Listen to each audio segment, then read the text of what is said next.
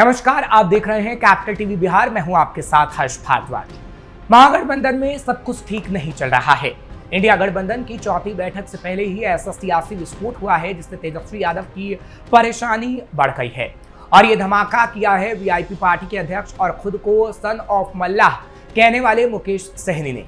एक तरफ जहां विपक्षी खेल में एकता की बात हो रही है, वहीं मुकेश सहनी 60 सीटों की दावेदारी के साथ तेजस्वी यादव पर इनडायरेक्ट प्रेशर बना रहे हैं। मुकेश सहनी का ताजा बयान न सिर्फ सीटों को लेकर है बल्कि एक भावनात्मक और प्रतीकात्मक समर्थन प्रधानमंत्री नरेंद्र मोदी के प्रति भी जाहिर करता है।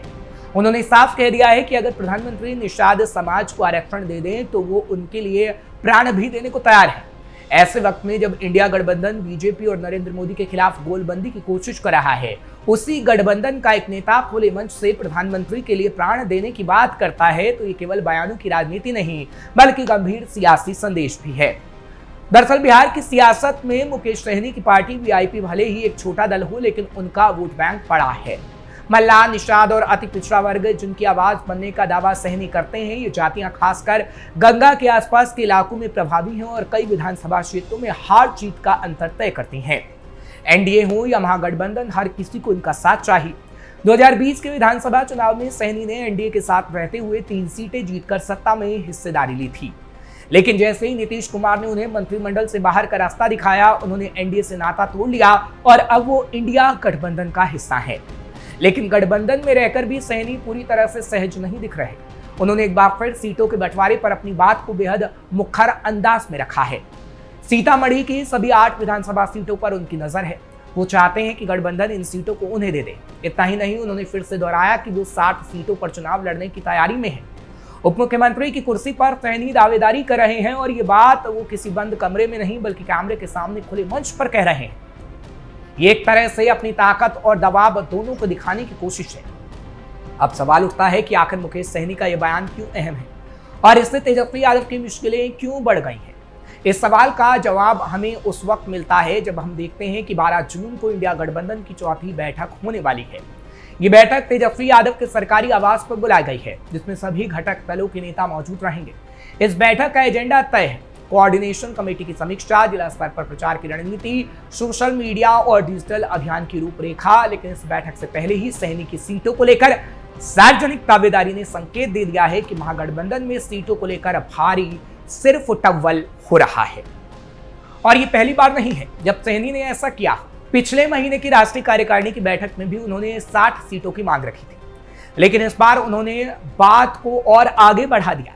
प्रधानमंत्री नरेंद्र मोदी की तारीफ भी कर दी, आरक्षण का मुद्दा उठाया और साथ ही दावा किया कि उनकी पार्टी 40 सीटें जीतकर सरकार बनाने में अहम भूमिका निभाएगी। अब जाहिर है कि यह दावा सिर्फ आत्मविश्वास से नहीं बल्कि गठबंधन के भीतर अपने दबदबे को स्थापित करने के लिए किया गया है। इस पूरे घटनाक्रम में एक और अहम बात यह है कि इंडिया गठबंधन के अन्य दल भी अभी तक सीटों को लेकर सुलह सफाई की स्थिति में नहीं। कांग्रेस 2020 के विधानसभा चुनाव की तरह 70 सीटों की मांग कर रही है। पूर्व प्रदेश अध्यक्ष अखिलेश प्रसाद सिंह तो कई बार इसे दोहरा चुके हैं। ऐसे में जब कांग्रेस अपने लिए 70, सहनी 60 और अन्य घटक दल अपने हिस्से की बात करें तो सवाल यह है कि तेजस्वी यादव किसे क्या और कितना देंगे। 12 जून को पटना में महागठबंधन की अहम बैठक होने वाली है, लेकिन उससे पहले ही घटक दलों ने सीटों को लेकर अपनी अपनी मांगे सामने रख दी है। लेफ्ट गठबंधन की प्रमुख पार्टी सीपीआई माले ने भी 45 सीटों पर दावेदारी ठोक दी। महासचिव दिवांकर भट्टाचार्य का कहना है कि पार्टी ने 40 से 45 सीटों पर अपनी तैयारी पूरी कर ली है। इसके अलावा 12 से 27 जून तक पार्टी बदलो सरकार बदलो बिहार नाम से 4 यात्राएं निकालेगी, जो शाहबाद, मगध, चंपारण और तिरहुत क्षेत्र में होगी। अब तेजस्वी की सबसे बड़ी चुनौती यही है कि वो महागठबंधन को एकजुट रखें और सीटों के बंटवारे में सबको संतुष्ट करें। पर कैसे? मुकेश सहनी के ताजा बयान ने यह साफ कर दिया है कि उनके लिए यह राह आसान नहीं होगी, खासकर तब जब सहनी जैसा सहयोगी बीजेपी के प्रधानमंत्री के लिए प्राण देने की बात कर रहा हो। इसे सिर्फ राजनीतिक बयान कहकर खारिज नहीं किया जा सकता। दरअसल मुकेश सहनी का अंदाज ऐसा है जो गठबंधन की रणनीति में हमेशा असहजता पैदा करता रहा है। वो मीडिया के जरिए दबाव बनाते हैं, मन से दावेदारी करते हैं और सहयोगियों को कटघरे में खड़ा करने से नहीं चूकते। ऐसे में तेजस्वी यादव के लिए तय करना बेहद मुश्किल हो जाता है कि वो उनकी मांगे माने या गठबंधन के अन्य दलों की नाराजगी झेले। अब अगर हम इस स्थिति की तुलना राहुल गांधी के बिहार दौरे से करें तो अंतर साफ दिखता है। राहुल गांधी जब पटना पहुंचे थे तो उनके पास एक स्पष्ट रणनीति थी, सरकार को घेरना और जाति विशेष पर ध्यान केंद्रित करना। लेकिन उन्होंने किसी सहयोगी दल की सीटों को लेकर कोई बयान नहीं दिया। लेकिन सहनी का अंदाज राहुल गांधी से बिल्कुल उलट है। वो गठबंधन का हिस्सा होते हुए भी एक स्वतंत्र शक्ति की तरह व्यवहार करते हैं और यही बात तेजस्वी यादव के लिए मुश्किल खड़ी कर सकती है, क्योंकि अगर वो सहनी की मांगे मानते हैं तो कांग्रेस, वाम दलों और अन्य सहयोगी दलों की नाराजगी मोल लेनी पड़ेगी और अगर सहनी की मांग नहीं मानते तो उनके एनडीए में जाने का खतरा बना रहेगा, जैसा कि 2020 में हुआ था। महागठबंधन के अंदरूनी खींचतान इसी बात का सबूत है कि सीटों का बंटवारा इस बार सबसे बड़ी समस्या है और ये महज सीटों का मामला नहीं है। ये सत्ता के समीकरणों को तय करेगा, कौन कहां से लड़ेगा, किसे कितनी सीटें मिलेंगी और कौन मुख्यमंत्री पद का चेहरा होगा। इन तमाम सवालों का जवाब अब तक स्पष्ट नहीं हो पाया है।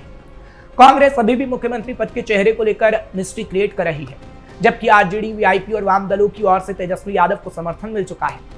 लेकिन कांग्रेस अभी भी ये कहती है कि समय आने पर विधायक दल तय करेगा कि मुख्यमंत्री कौन होगा। यानी गठबंधन के सबसे पुराने और सबसे बड़े राष्ट्रीय दल की ओर से अभी तक कोई स्पष्ट रुख सामने नहीं आया। ऐसे में जब शीर्ष स्तर पर असमंजस हो और जमीनी स्तर पर सहयोगी दल दबाव की राजनीति कर रहे हों, तो ये कहना गलत नहीं होगा कि महागठबंधन की एकता केवल बैठकों और घोषणाओं तक सीमित है। जमीन पर यह गठबंधन फिलहाल समन्वय से ज्यादा संघर्ष में उलझा दिख रहा है।